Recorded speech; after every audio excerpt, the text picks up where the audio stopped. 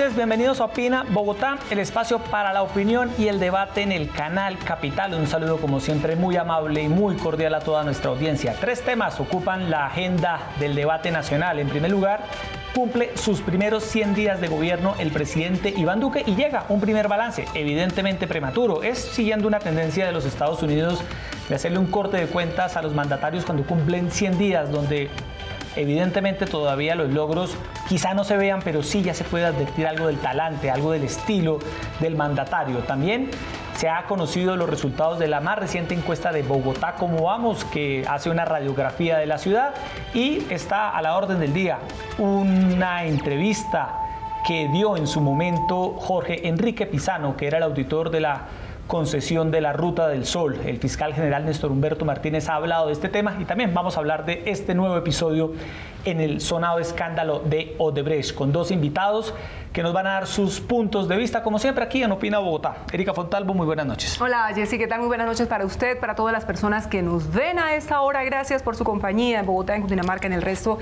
del país. Regresa Iván Duque, el presidente de los colombianos, luego de un fin de semana que lo llevó a París, donde tuvo distintas reuniones en la OCDE con empresarios y demás, y viene Jessy a afrontar una semana definitiva para su polémica ley de financiamiento.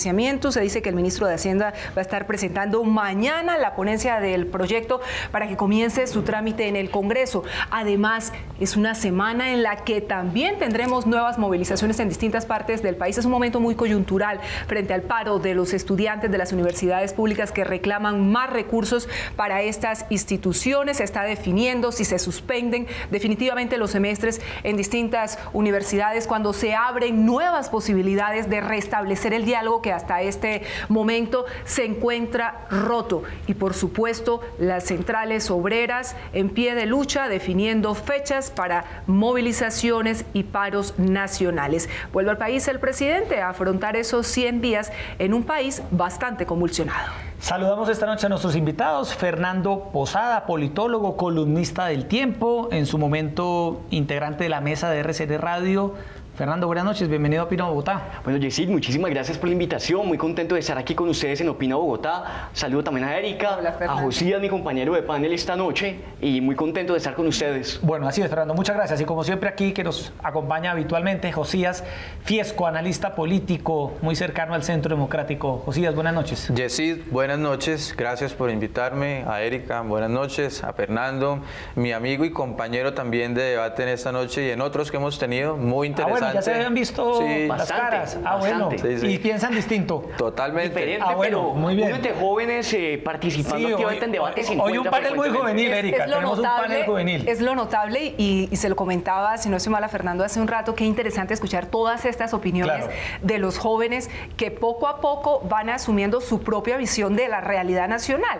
No solamente la de los políticos, la de los líderes gremiales, sociales, sino también los jóvenes que están llamados a hacer esa generación, y ya de hecho lo es, que está también fijando posiciones claras en torno a la realidad nacional. Nada más fuerte que la realidad, y eso sin duda alguna es lo que a muchos jóvenes nos ha ayudado a construir un criterio propio, una opinión propia, no de lo que nos quieren mostrar otros sectores. Muy valioso. Iniciamos con nuestro primer tema esta noche, 100 días del presidente Iván Duque. Habrá cosas, Erika, que ustedes criticarán, habrá cosas que ustedes validarán, cosas que están ahí todavía en remojo, y hagamos esa fórmula para hacer un balance en claro y oscuro sobre los primeros 100 días de Duque y hacerlo más equilibrado posible. Teniendo en cuenta los hechos, el panorama, ¿no? de lo que está pasando en este momento en el país. No solo los de la última semana, sino bueno, desde el 7 de agosto. Yo empezaría diciendo que aquí en Colombia usualmente se acuña un término que es el de la luna de miel en los primeros días, incluso años de un gobierno. Lo que podemos ver con Duque en primer lugar es que no ha tenido luna de miel, o ha sido una luna de miel realmente difícil para él. Empezó un gobierno y en los primeros 100 días ya está proponiendo reformas supremamente estructurales que le dificultan mucho su apoyo político en el Congreso, su apoyo político incluso en el propio partido de gobierno. Luego tiene muchas dificultades. Estamos hasta ahora empezando a conocer su estilo de gobierno. Me parece que es un gobernante capaz de tender puentes, que eso es muy importante, entre algunos sectores más radicales, más de una derecha que lo ayudó a elegirse, pero de la cual él no hace tanta parte, digamos, él es una derecha un poco más moderada si se compara con miembros de su partido, de modo que lo que hemos visto que es capaz de lograr es tender algunos puentes entre los propios sectores del partido de gobierno.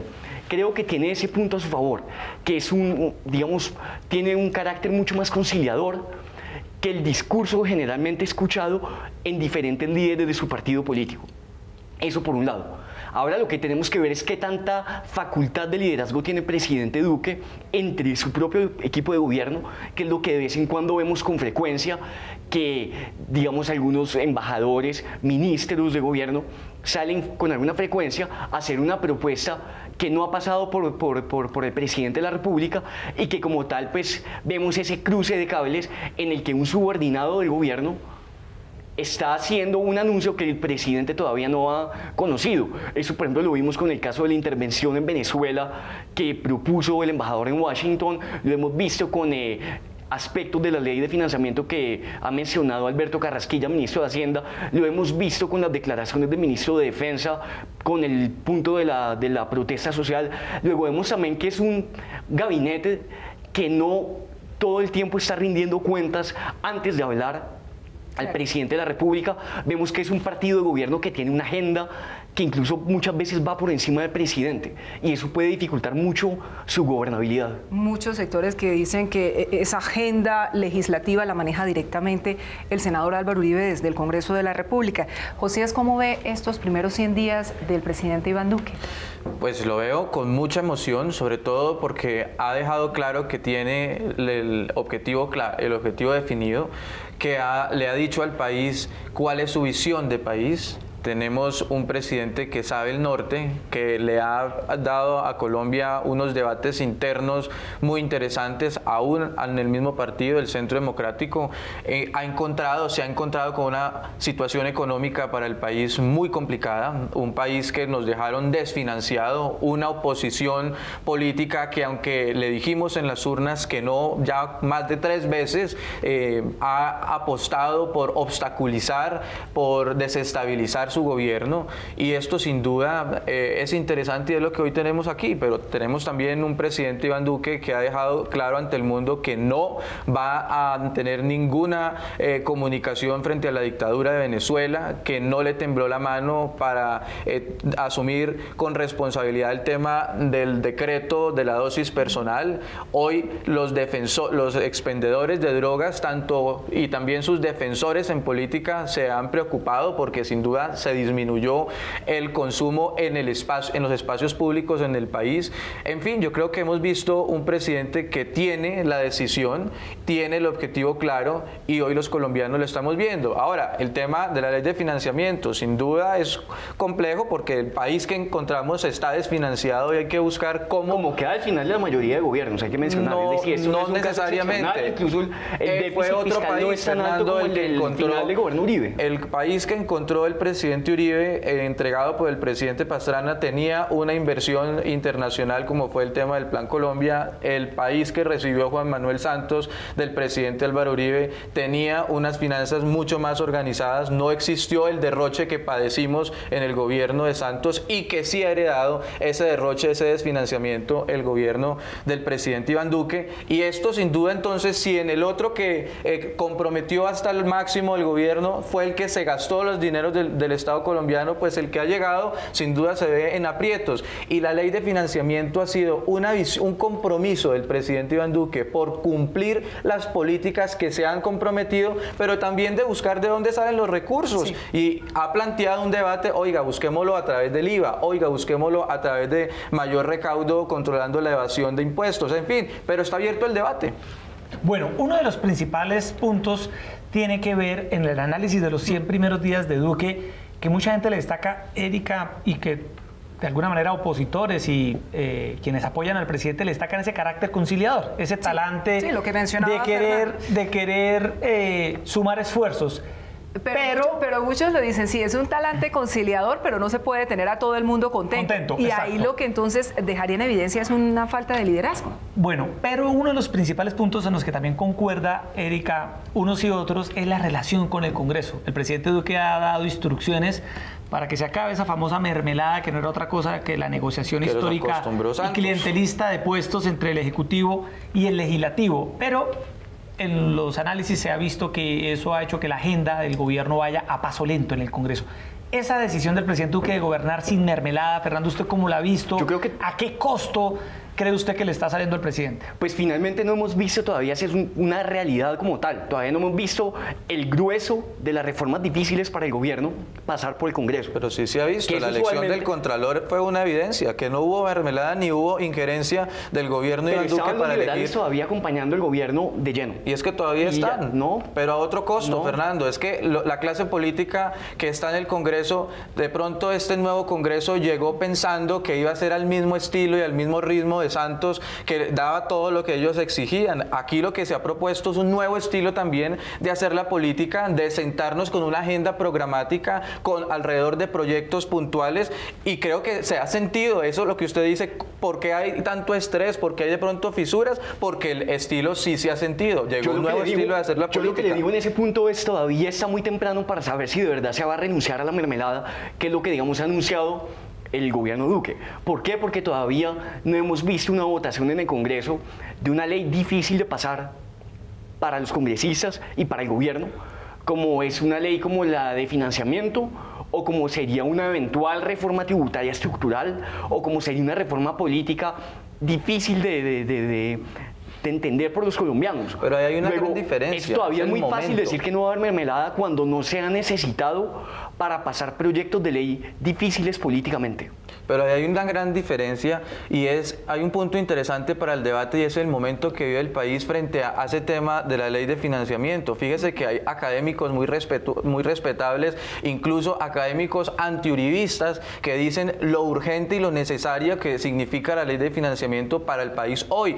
Pero coincide en un año de elecciones. En menos de 8 meses vamos a estar eligiendo alcaldes, gobernadores y concejales, y resulta que todas las listas que llegaron al Congreso fueron listas abiertas, lo que obviamente supone que hay intereses y compromisos con líderes regionales por cumplir, y también porque el electorado puede pasar la factura al ver si pasa o no este tipo de iniciativas que resultan impopulares, pero que el país las necesita. Ahí entonces vamos a ver una responsabilidad de los congresistas, si hacer lo que a ellos les importa en un año electoral o hacer lo que necesita el país. Pero miren ustedes que si bien es cierto que la agenda legislativa está ahí siendo debatida, no avanza.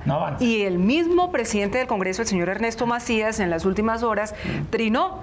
Definitivamente no es posible tramitar vía Congreso verdaderas reformas a la justicia, ni política, ni ajustar a los acuerdos de La Habana. Las presiones de las Cortes y otros intereses lo impiden. El presidente no debe descartar la convocatoria de una asamblea constituyente, que ya muchos sectores políticos han dicho eso no se debe manejar de esta manera. Pero el tema del Congreso es que sin duda está planteada, pero los congresistas parece que no le jalen. Vamos otra vez al constituyente primario, vamos otra vez al ciudadano a que defina cuál es el rumbo del país. Ya lo hemos dicho más de 4 veces en el plebiscito, en la primera vuelta, al candidato de ellos, en fin, y ahora elegimos a Iván Duque. Pues qué bueno si vamos por decisión popular a definir el reto del país ante una clase política que lo que está pidiendo es mermelada, puestos, o si no avanzan las reformas. Pues esa es una salida que podemos analizar. Esa es una salida siempre peligrosa para la institucionalidad, para la democracia. Yo creo que aquí lo que vemos en ese debate del senador Macías, presidente del Congreso, del presidente Iván Duque, es una dinámica de gobierno de partido que controla ambas instituciones, tanto la presidencia como el Congreso, en el que el presidente de la República, que tiene un carácter más conciliador que el presidente del Congreso, tienen una constante, un constante debate político en el que el presidente del Congreso hace una propuesta. Esto ya ha pasado antes, cuando por ejemplo el senador Macías propuso en su momento los periodos presidenciales de 5 años, generando el debate público para que luego el presidente de la República salga a decir yo no voy a apoyar eso, generando un debate interno en el propio partido de gobierno pero que finalmente no termina conduciendo a nada. Son debates que no se dan, que no llevan. Sí, está mal que haya un debate un debate nacional, como está mal que haya un debate interno en el partido de gobierno. Es un debate, son diferentes regiones representadas, diferentes visiones del país. Pero el presidente que ya la descartó. Esa posibilidad. La de una constituyente. Sí. Pero vamos a ver cuál entonces es la que asume el presidente para... No, yo creo que es un debate que necesita el país, es un debate que pone de cara al país una situación que es muy preocupante. Hoy tenemos entonces grandes reformas estancadas en el Congreso, una visión de país que no comparte repartir mermelada. Entonces, ¿qué hacemos? Damos otra vez la mermelada al estilo Santos para que las reformas pasen, aún pese a eso, sin el debate profundo, juicioso que amerita el país. Bueno, estamos llegando a estos 100 días, Erika, y también en el balance. Ya hemos hablado del talante, hemos hablado de esta relación con el Ejecutivo, hablemos de los ministros, pero además, Erika, llegamos a estos 100 días con otra coyuntura, y es la ley de financiamiento y la marcha, como usted bien lo decía, de los estudiantes que van a volver a salir a las calles. De la oposición, de la desestabilización, no de la educación, de la desestabilización. Fernando. Bueno, yo creo que hay dos bloques básicamente de ministros en ese punto. Uno que podríamos llamar el bloque de ministros técnicos, que son el ministro de Salud, el ministro de Vivienda, incluso la ministra de Justicia, que viene de una corporación como donde viene ella, pero también hay un bloque de ministros un poco más políticos, cercanos al uribismo, que es el caso del ministro de Hacienda, la ministra de Trabajo, que digamos es un sector un poco más cercano al uribismo, el ministro de Defensa, pero son técnicos. Donde hay un sector de ministros que ha tenido mucha más visibilidad en los debates, que es este sector político de los ministros que vienen mucho más de las entrañas del uribismo, pero hemos visto sobre todo que el verdadero protagonismo en los debates se lo está llevando el Congreso, se lo está llevando el presidente de la República, se lo están llevando algunos embajadores, y los debates propiamente han visto tal vez como gran ausente a los ministros, sobre todo a estos ministros técnicos que tanta expectativa nos habían traído, pero también que tanta presión tienen por parte del gobierno. ¿Qué ministro le gusta y qué ministro no le gusta, Fernando? A mí me ha gustado, por ejemplo, aunque todavía falta pues entender cuál va a ser la política de gobierno en ese sentido, Ministerio de Vivienda, por ejemplo. Me ha parecido un ministerio interesante. No me ha gustado el Ministerio de Defensa, claramente.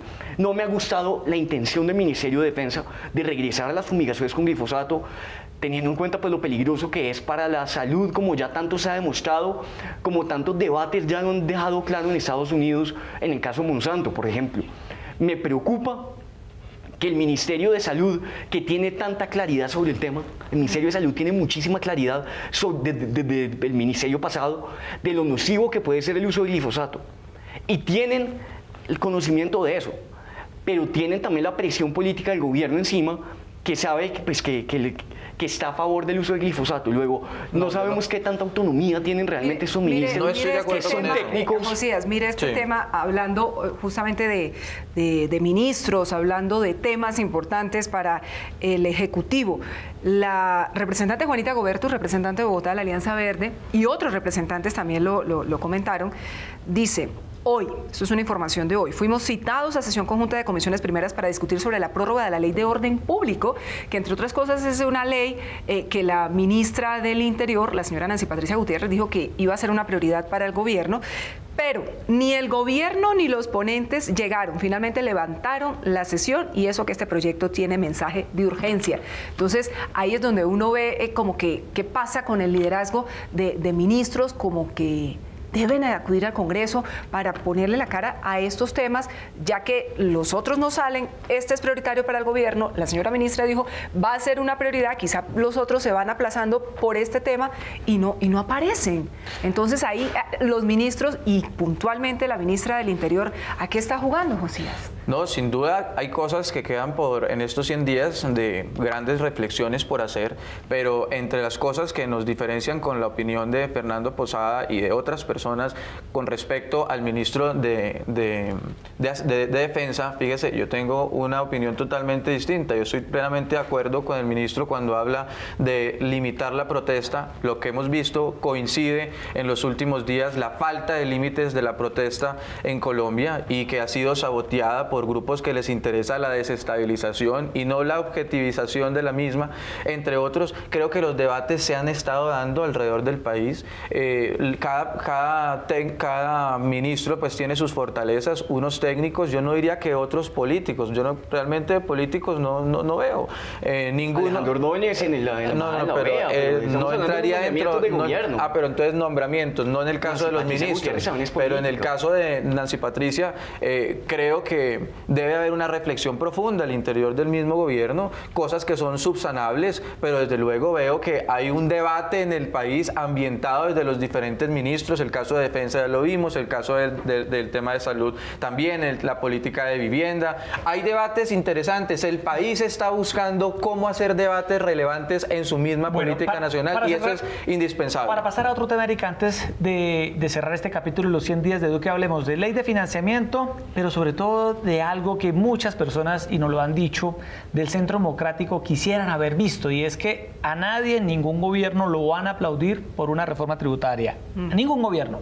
Y menos si lo dejaron como lo dejó el gobierno Santos. Bueno, y en esta oportunidad muchos esperaban que en esta reforma difícil en el Congreso, que va a traer, como se dice popularmente, sangre, sudor y lágrimas, existiera el apoyo del partido en pleno y sobre todo del senador Uribe, cosa que no ocurrió. Esa relación entre Uribe, Duque, la ley de financiamiento, Fernando, ¿qué análisis le merece? Y el tema también de los estudiantes. De los estudiantes, bueno, para cerrar, así es. Deben esa posición en torno a lo que han sido las movilizaciones. Entonces ahí cuando hablemos de los estudiantes tenemos que dividir entre los que están atizando el fuego, utilizando los estudiantes que realmente quieren ir a estudiar y los que les interesa solamente el vandalismo y son juiciosos a la apuesta de desestabilizar el gobierno. Bueno, Hay una gran diferencia. Pero vamos ahora para el tema de los estudiantes. Yo empezaría con el tema de la reforma tributaria, la ley de financiamiento, como le han llamado.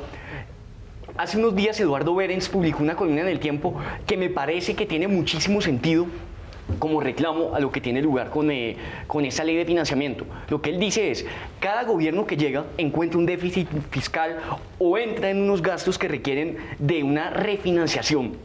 Lo que termina ocurriendo es que el gobierno emite una reforma tributaria para llenar ese hueco, pero que nunca resulta siendo lo suficientemente visionaria para sostener las finanzas del Estado.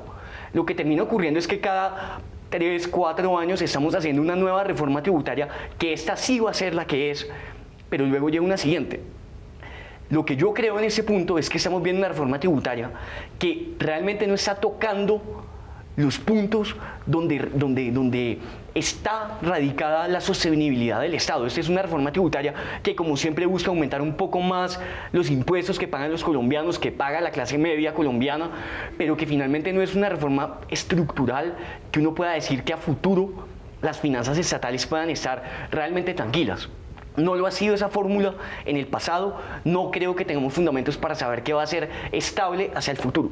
¿Por qué, por ejemplo, cuando estamos hablando de una reforma que va a golpear seriamente el bolsillo de toda la ciudadanía colombiana, no estamos dando el debate firmemente de que, por ejemplo, el sector industrial también tenga un mayor compromiso tributario? Por ejemplo, ese es un punto fundamental. Pero también vemos que hay sectores que se ven realmente afectados. ¿A los empresarios, a los generadores de empleo, dice usted? Pues claro.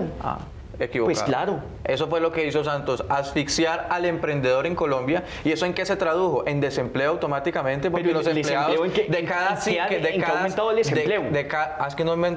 De cada 100 pesos, 70 se estaban yendo en impuestos. Y entonces el generador de empleo dice, se hace insostenible, o cierro la empresa, o pago impuestos, o no puedo sostener mi emprendimiento en Colombia. Y eso lo vimos. Lo que plantea esta ley de financiamiento es, oiga, de 20 millones de personas, solo 2 en Colombia pagan impuestos. Busquemos entonces que esos 18 restantes también puedan entrar a la base tributaria. Y eso va a ser interesante porque sin duda exige que cada colombiano, como en demás países, aporte, tribute. Y vamos a ver en qué se traduce esto sin la necesidad de que la persona que está generando empleo tenga que vivir aún más asfixiada, sino con un poquito de aire generar mayores empleos. Pero eso aunque también le incomoden a algunos, porque eso es una cosa que le incomodan a algunos. Aquí todo el mundo dice, asfixiemos al que genera empleo, asfixiemos al empresario, y el empresario frente a eso, lo único que se ha traducido eso en Colombia siempre, y donde se ha aplicado esa política, es desempleo. Fíjese usted el panorama tan interesante y totalmente contrario a lo que está viviendo Estados Unidos con la fórmula de Donald Trump. Unidos, sí. particularmente ese dogma del que pues, se ha construido tanta campaña política de que si uno reduce la cantidad de impuestos se va a generar más empleo y mejor empleo. Y dinámica Lo que vemos en Estados Unidos, hace unos días se acababa un gráfico en la revista The Economist que mostraba cómo esta política de liberación de impuestos para el sector industrial por parte del gobierno de Trump no ha contribuido estadísticamente hablando a generar mayor cantidad de empleos en mejores condiciones. Desde 1960 no se tenía un crecimiento económico como el que hoy se presenta en Estados Unidos bajo esa fórmula. No con la promesa de que se iban a pagar mejores salarios si se aliviaban los impuestos, que esa es una de las promesas cada vez que se reduce la carga de impuestos al sector industrial. Menos impuestos a cambio de que paguen mejores sueldos. Y lo que termina demostrando The Economist es, puede haber un buen periodo de crecimiento económico, pero esto no se está traduciendo en Estados Unidos a un mejor pago de impuestos. La solución en el plano colombiano que nos ponen todos los populistas frente a esta ley de financiamiento es, mire, no hagan esta reforma, no hagan esta ley de financiamiento, pero entonces uno dice, ok, no lo hacemos, pero entonces recortamos el programa de Familias en Acción, recortamos todas las políticas sociales que tiene hoy el Estado, deja entonces de cumplir la función del Estado para cumplirle sí el deseo y el sueño populista a algunos de decir no más impuestos. Claro, porque es que que llevaron a su campaña, de hecho. El tema que genera la mayor polémica aquí puntualmente en Colombia es lo del bolsillo, el bolsillo que son. Claro, a nadie le va a gustar. IVA del 18% a los productos de la canasta familiar, gravar las pensiones de más de 4.800.000 pesos y el IVA para la venta de vivienda usada de más de 880 millones de pesos son los temas que están ahí precisamente que se van a debatir y que se van a discutir entre otras cosas con los gremios a ver cuál es la propuesta que finalmente llega al Congreso de la República y seguramente van a tener que peluquear. Es lo que el mismo gobierno ha admitido que va a ocurrir. Que está abierto al debate. La ley de financiamiento va porque va, ha dicho el señor Carrasquilla, y en su momento el señor de la DIAN dijo que no había plan B, aunque luego el presidente fue mucho más amplio y más conciliador frente a su posición. Pero muchachos, volvamos al tema de los estudiantes, no me la barajen. Deben seguir marchando, deben seguir protestando. El gobierno ha insistido a través del presidente Duque, de la propia ministra María Victoria Angulo, que están abiertos a que se establezcan nuevamente los canales de diálogo. Los rectores de las universidades, encabezados por la profesora Dolly Montoya, están ahí buscando también que no se pierda el semestre, no se suspenda para decenas de miles de estudiantes. Fernando. Erika, eso depende de cuál es el objetivo. Si el objetivo es la desestabilización, pues claro, van a seguir marchando. Pero eso atendiendo, ¿a quién beneficia? A los que quieren desestabilizar al gobierno, porque sí, porque ya el gobierno ha dicho, oiga, encontramos un país desfinanciado, vamos a hacer un esfuerzo gigante, tenemos para el próximo periodo, para la próxima vigencia fiscal del año 2019, 1,5 billones más de presupuesto. Oiga, no nos alcanza para más. Los estudiantes entonces llegan acompañados de los populistas y dicen, oiga, es que se me está cayendo el edificio de la Universidad Nacional. Preguntamos nosotros, oiga, se le cayó desde el 7 de agosto cuando está gobernando Iván Duque, porque lo que sí es cierto es que el 7 de agosto del gobierno Iván Duque dice, aunque encontré el país desfinanciado, hacemos un esfuerzo y ponemos 1,5 billones de pesos. Frente a eso, el país tiene que identificar quién está interesado, entonces, pese a la situación económica, darle toda la atención a la educación, y a quienes sencillamente eso no les es suficiente porque no llegaron con la intención de abogar por la educación, sino por la desestabilización. Hoy vemos un ejemplo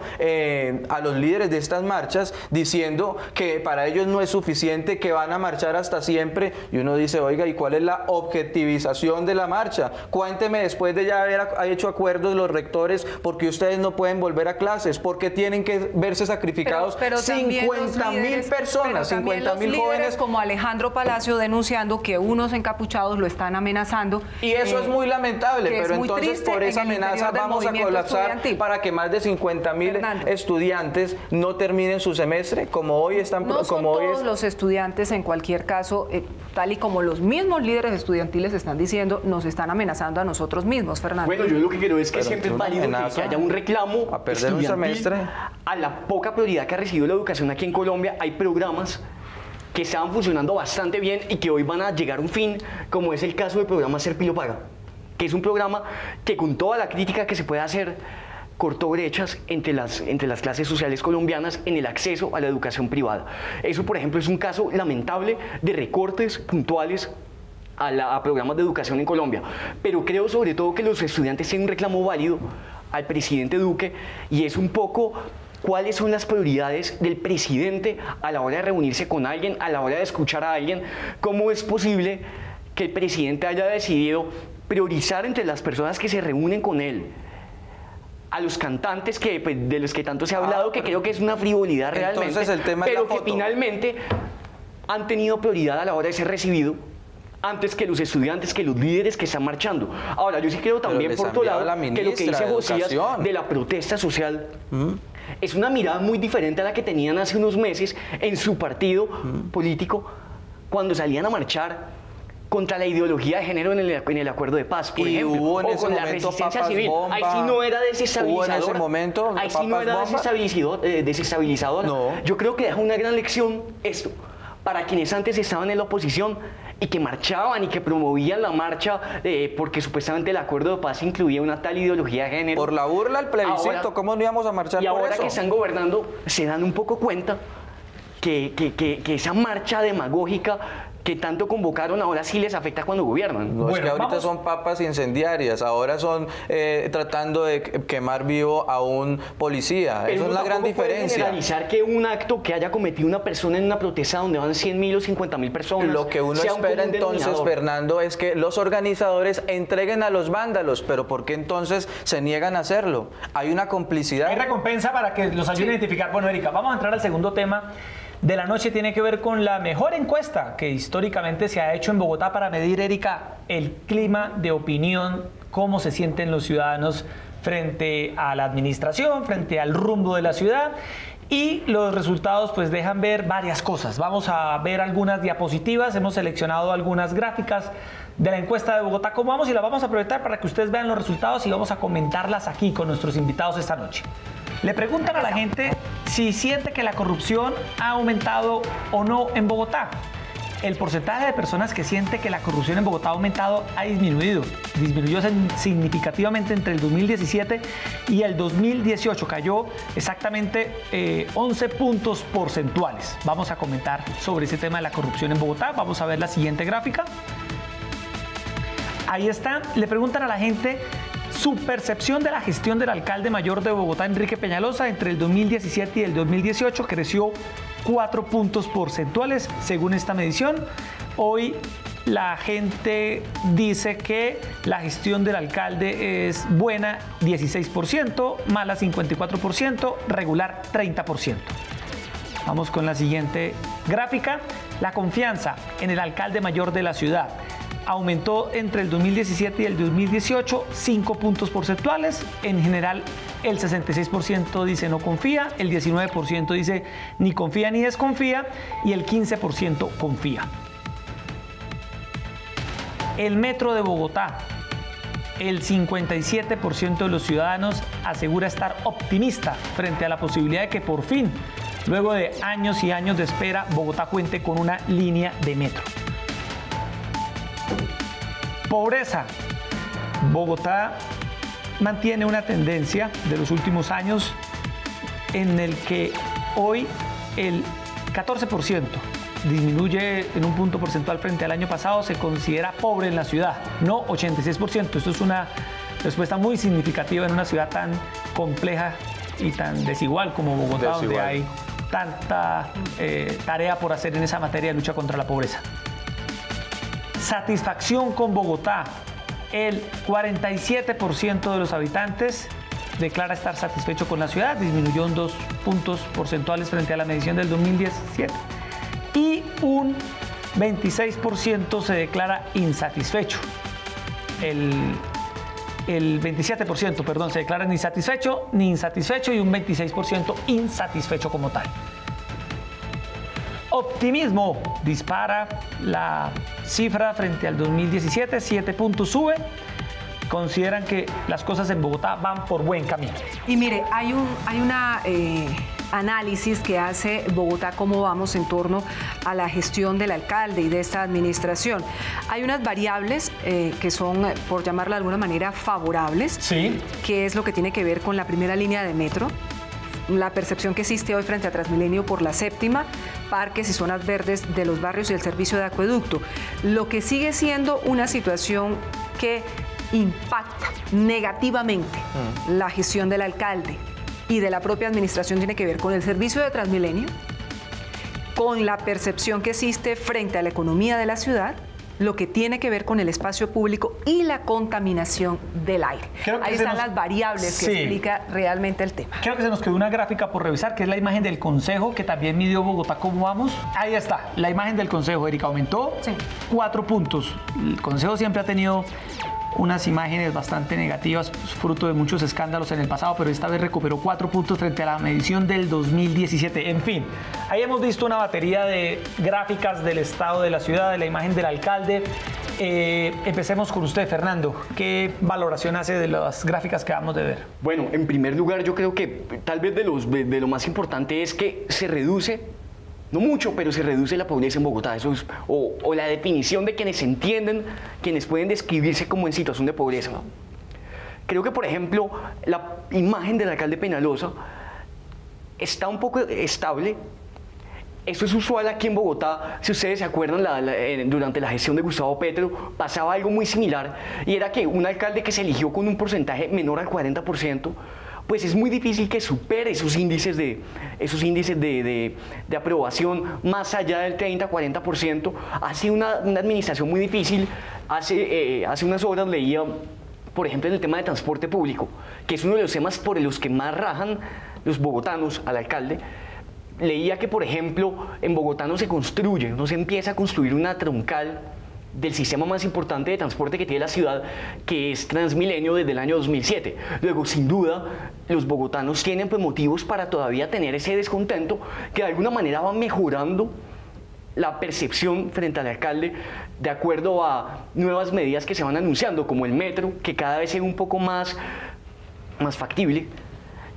Transmilenio por la séptima, que si bien ha generado tanto debate, que yo me declaro en contra de ese proyecto en lo personal, pero que también sin duda para muchos que usan un sistema de transporte por la séptima significa algo de esperanza, pues en ese sentido construir, crear, remodelar el sistema de transporte genera pues algo de esperanza en los bogotanos.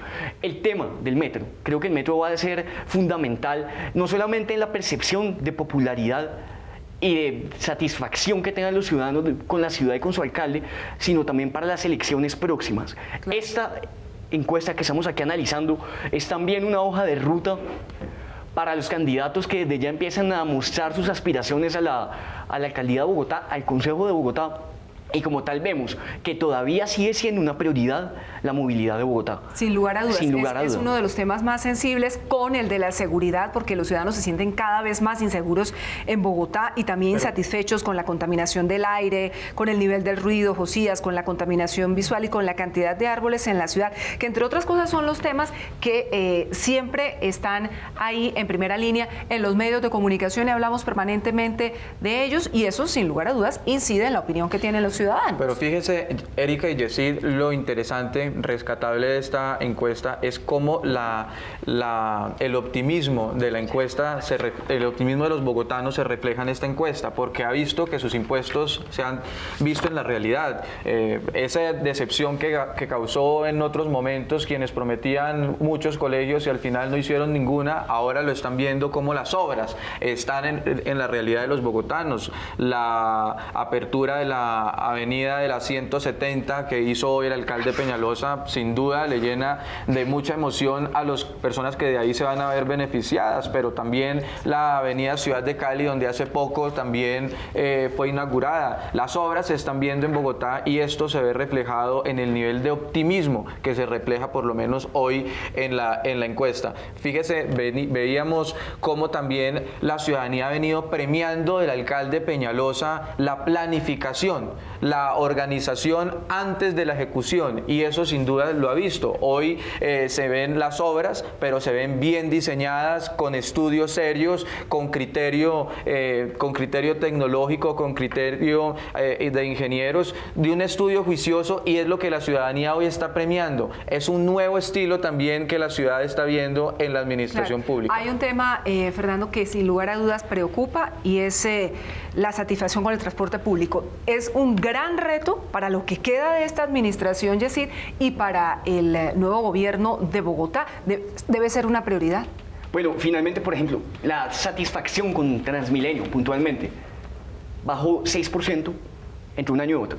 Es ahora en el 13%, veo aquí en la encuesta de Bogotá cómo vamos, y eso sin duda tiene que ver con que no se han construido desde el año 2007 nuevas troncales, desde el año 2011 no se han entregado nuevas troncales de las que ya se habían empezado a construir, y en ese sentido, pues los bogotanos tienen un reclamo válido de un sistema que todavía tiene muchas falencias y que hay que ver cómo se complementa, cómo se moderniza, en el sentido, por ejemplo, del medio ambiente. Creo que esa encuesta revela algo nuevo, o algo que al menos está en crecimiento, y es la preocupación de los bogotanos en aumento por el medio ambiente. Y esto tiene una gran relación con el transporte público, con el esquema de Transmilenio, con la no renovación o con la renovación de la flota, también por el mismo modelo de diésel y no por la búsqueda de modelos un poco más sostenibles. Luego, esto tiene mucho que ver, digamos, medio ambiente con movilidad, y en ese sentido creo que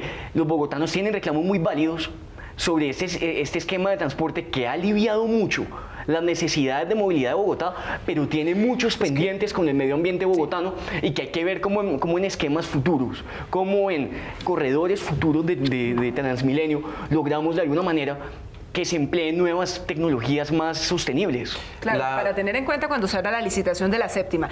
Nos queda un tema. Los nuevos buses. Sí, se nos empieza a acabar el tiempo. Los nuevos los buses. de la séptima y las Américas que están pendientes. Y la nueva flota que llegaron, los más de 1.100 buses. Sí. Es que el cambio en la percepción que se ve en la encuesta y la preocupación es porque los bogotanos nos acostumbramos a transportarnos con los buses viejos que nos dejó Gustavo Petro. Vamos a ver en el próximo año, en la otra encuesta, qué efecto tuvo la nueva flota, que sin duda le ha significado a Bogotá disminuir en 84% la contaminación del aire en la ciudad. Hay que esperar que llegue, a ver.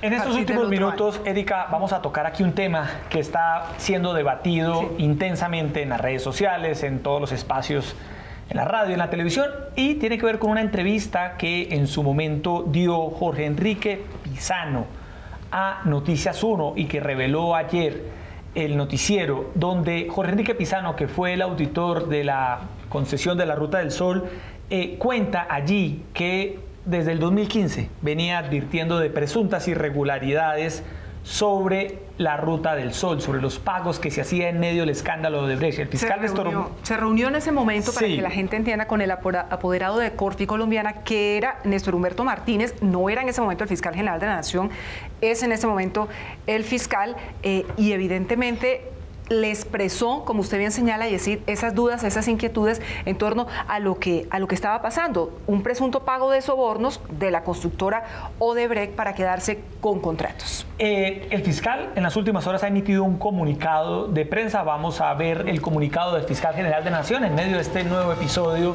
del sonado escándalo de Odebrecht. Dice el fiscal en un comunicado de 6 puntos que él en su momento, cuando conversó con el doctor Pizano, no quedó claro, Erika, si se trataba o no de pagos de sobornos. Dice el fiscal en su comunicado, la duda que le asistía explica la razón por la cual no presentó denuncia alguna ante las autoridades. El fiscal también en el comunicado señala que él ha decidido declararse impedido y que así este impedimento se lo aceptó la Corte Suprema de Justicia. Sobre este nuevo episodio del escándalo de Odebrecht, a raíz de esta entrevista que dio en su momento Jorge Enrique Pizano, y que deja muy mal parado al fiscal general de la Nación, porque evidentemente el señor Pizano desde 2015 venía emitiendo reportes supuestamente de anomalías en esa contratación. ¿Qué análisis hacen ustedes ya para finalizar? Bueno, primero que todo deja muy mal parado, como dice Erika, al fiscal general. El lenguaje en el que habla, el caso omiso que se hizo si bien no era una denuncia como se reconoce en la conversación, es una denuncia que no cuenta obviamente con todas las pruebas, pero sí con indicios y con pruebas. Sí, no es una cosa que está completamente sustentada, como bien lo reconoce Pizano en la conversación que parece que grabó con el ex abogado y ahora fiscal, en ese momento abogado. Pero en ese momento sí era claro que algo muy raro estaba pasando. Y queda uno con el sinsabor de que se pudo haber hecho mucho más en ese momento, pero que de pronto primó eso del tape-tape. Preocupa también que una persona como Pizano, que había sido una de las fuentes más importantes para los periodistas, sobre todo, en este caso de Odebrecht, que había sido, como contaba María Jimena Duzán en estos días en Twitter, María Jimena es una de las personas que más ha investigado este escándalo a través de su columna de semana, como también contaban el equipo de Noticias 1, Paola Rojas, periodista del equipo de Noticias 1, que había sido una de las fuentes fundamentales para entender esto y que de pronto misteriosamente muera, pero además que más adelante, esa misma semana, muera su hijo, en condiciones también muy misteriosas. Ese Deja uno pensando un poco como en la mafia italiana. Lo que queda en evidencia es que ese periodo entre 2014 y 2018 sí encontró Odebrecht con sus múltiples amigos de Juan Manuel Santos durante ese gobierno el camino libre, el camino para confabular, para comprar las coimas, todo lo que ya hemos conocido, que hoy empiezan a salir a la luz pública. Digamos que es un insumo mucho más fuerte de los que ya habíamos conocido y que ha significado en otros países la caída de otros presidentes, de altos funcionarios. Ya aquí vemos, grabaciones, audios mucho más comprometedores que van sin duda tras la pista, tras el camino del cerco más cercano, valga la redundancia, al expresidente Juan Manuel Santos. Esperamos. No, es que en el 2014 Andrés Felipe Arias ya no era ministro, quiero comentarte. Pero para ese tiempo en el gobierno de Santos, Odebrecht queda en evidencia, sintió que tenía el camino libre. Ojalá en Colombia opere la justicia de la forma que ha operado y que se ha caído el vicepresidente de Ecuador, el presidente de Perú, y que aquí al Nobel y a sus amigos parecieron estar intocables. Bueno, se nos acabó el tiempo, Erika. Como siempre, estos tres temas interesantes, nos hubiéramos podido haber quedado aquí horas y horas hablando, no hubiéramos terminado. Josías Fiesco, gracias como siempre por estar aquí en Opina Bogotá. Erika. Fernando, debutó hoy en nuestro programa. Bueno, muy contento de haber estado aquí. Estar aquí siempre, invitado, bienvenido. Vamos a ver, Jessy, de Erika, muchísimo gusto en estar aquí con ustedes. Josías también, de volverme a encontrar con él nuevamente en debate. Sí, no, interesante. Está claro que la juventud tiene mucho que decir. Puntos de vista bueno, Erika, bastante distintos. Muchas gracias como siempre. Sí, señor. A todos ustedes, muchas gracias por estar con nosotros y los esperamos mañana a las 8:30 p.m. aquí en Opina Bogotá, donde analizamos los temas de interés para Bogotá y el país. Muy buenas noches. Gracias.